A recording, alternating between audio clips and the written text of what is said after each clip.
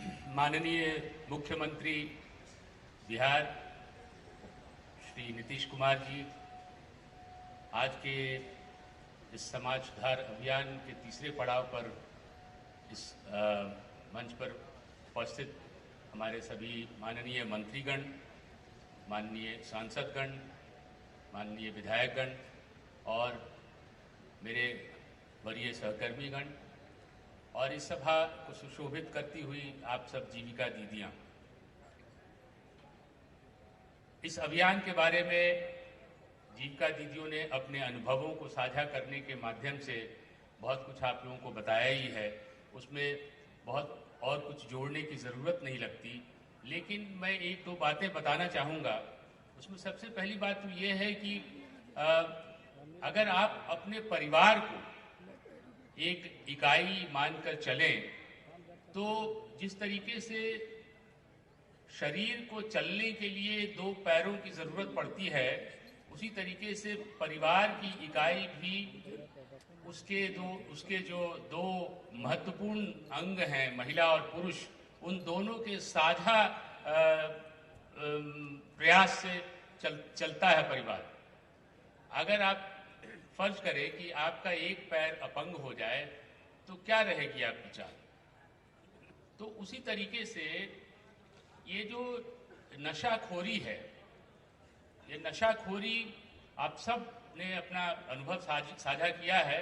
इस नशाखोरी के कारण आपके परिवार का एक अंग अपंग हो जाता है और ऐसी हालत में आपके परिवार की गति, उसकी मति, उसकी चाल सब जो है वो कहीं न कहीं से लीक से उतर जाता है।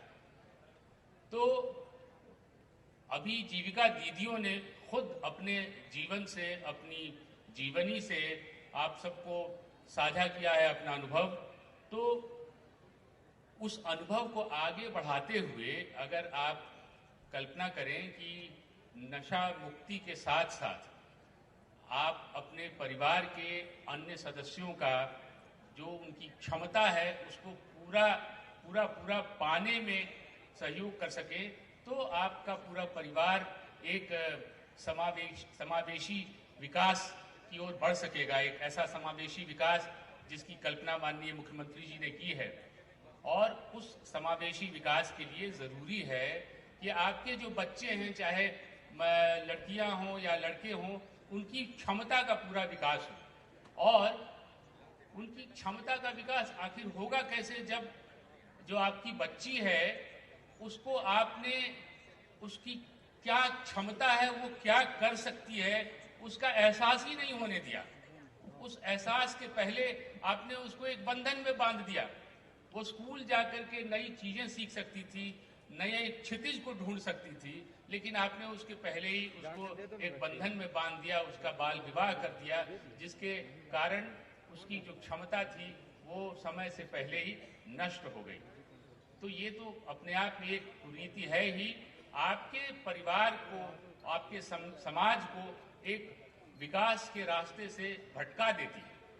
तो इसके साथ साथ दहेज, अब जब आप दहेज लेते हैं या देते हैं तो आप कल्पना कीजिए कि उस दहेज की राशि का इस्तेमाल लेने देने से अलग अगर किसी ऐसे काम में आप करते हैं, जैसे बच्चे को पढ़ाने में, बच्चे को कोई नया हुनर सिखाने में, कोई नई चीज, नई जगह, नया ज्ञान पा सके उसमें मदद करने में, तो उसकी क्षमता का कितना विकास हो सकता है।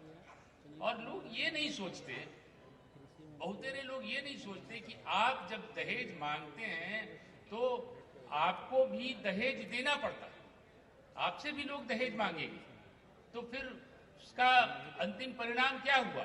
शून्य। तो उस शून्य परिणाम के लिए इस कुरीति को बढ़ावा देना, ये मेरे ख्याल से कहीं से भी बुद्धिमानी की बात नहीं है। ये सारी चीजें हैं जिन पर आप ध्यान से सोचेंगे तो आपको समझ में आएगा कि इसके पीछे औचित्य क्या है। इस समाज सुधार अभियान के पीछे हमारे माननीय मुख्यमंत्री जी की मंशा क्या है, इसका औचित्य क्या है।